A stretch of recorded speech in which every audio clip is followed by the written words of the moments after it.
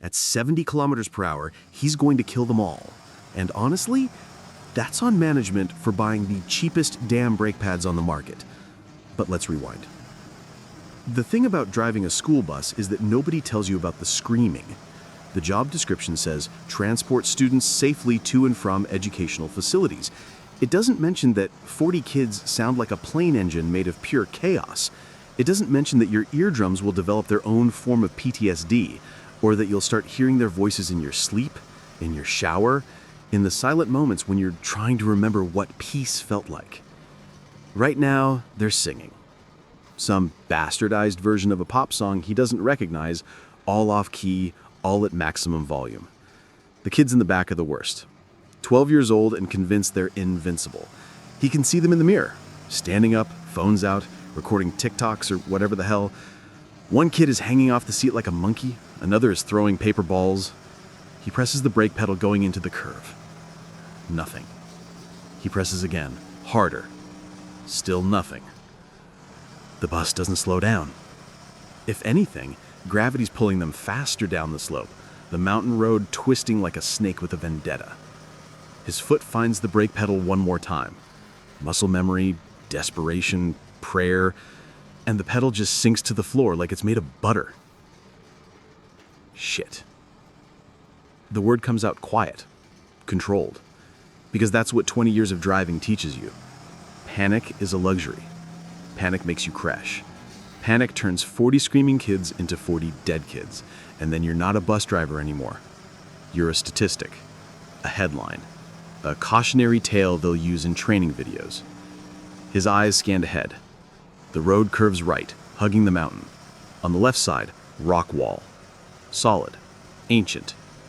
Doesn't give a damn about physics or prayer. On the right side, nothing. Just air and a 70-meter drop into a ravine that's already killed 3 vehicles this year. There's a makeshift memorial down there somewhere. Plastic flowers and a cross that nobody maintains anymore. The speedometer climbs. 75 now. 80. The kids are still screaming, but it's different now. Some of them have noticed.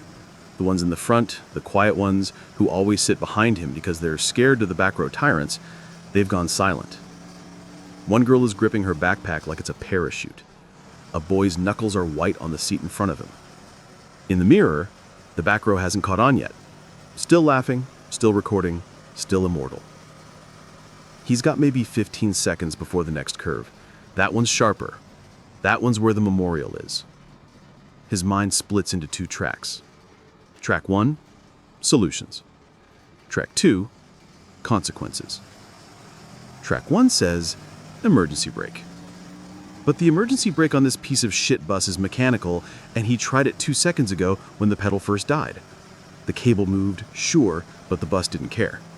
Some cable probably snapped or corroded or just decided that today was the day it wanted to retire early. Track 1 says, downshift, force the engine to slow the bus. Except this bus has an automatic transmission because the school district saved money, and automatic means he's got jack shit for options.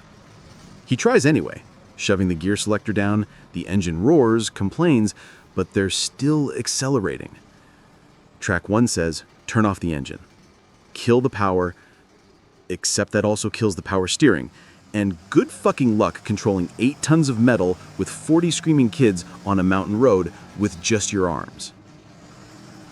Track 2, consequences, is simpler. It's binary. Option A, aim for the rock wall. Scrape the entire left side of the bus against the mountain, pray the friction slows them down enough, pray the bus doesn't flip, pray the rocks don't cave in the windows and turn the left side seats into a meat grinder.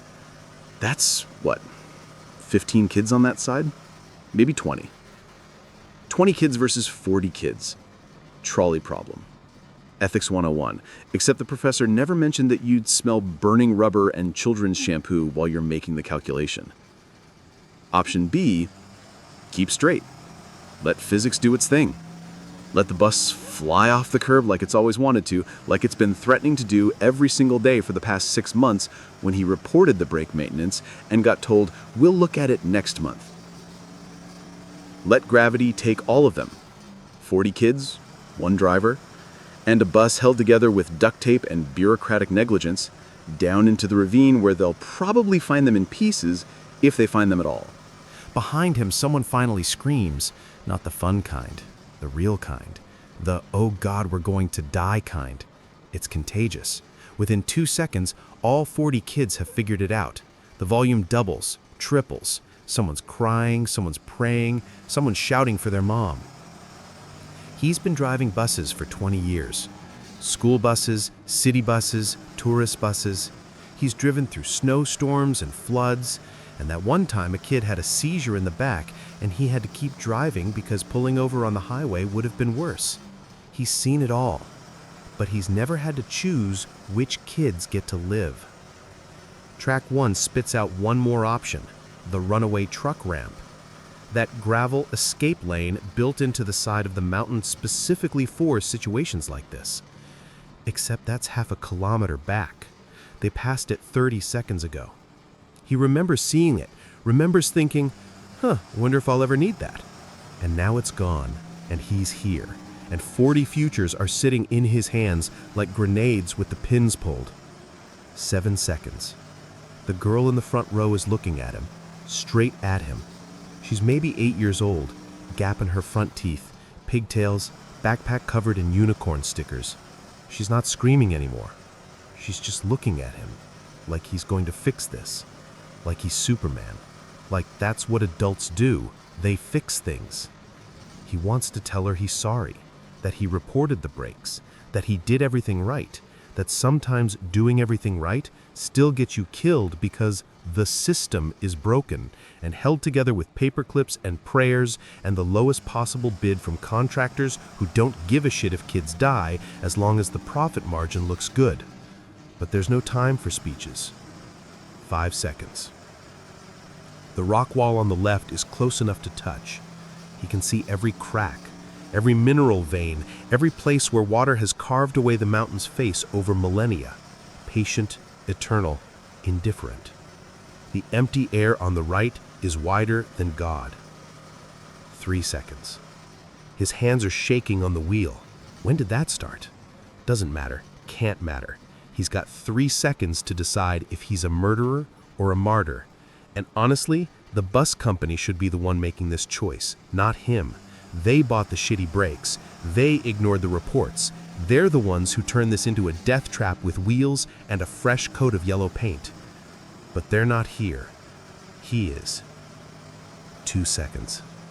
The steering wheel feels heavier than it should, like it knows, like it's been waiting for this moment since the day it was installed. Every scratch on its surface, every place where his hands have worn away the coating, it's all been leading here, to this curve, this choice, this moment where arithmetic becomes theology. 20 kids on the left side versus 40 kids total. 50% casualties versus 100%. Except they're not percentages. They're names he doesn't know, faces he sees every morning. Kids who still believe the world makes sense, that adults have answers, that buses are safe because that's what everyone told them. 1 second. The curve is here. His hands move. The universe narrows to this, the feeling of the steering wheel turning under his palms, the scream of 40 voices becoming one voice, the smell of overheated brakes that don't work anymore, and the crystal clear understanding that nobody is going to ask him if he made the right choice. They're only going to count the bodies. The bus lurches left. Metal meets mountain. And he finally understands why they don't put this part in the job description.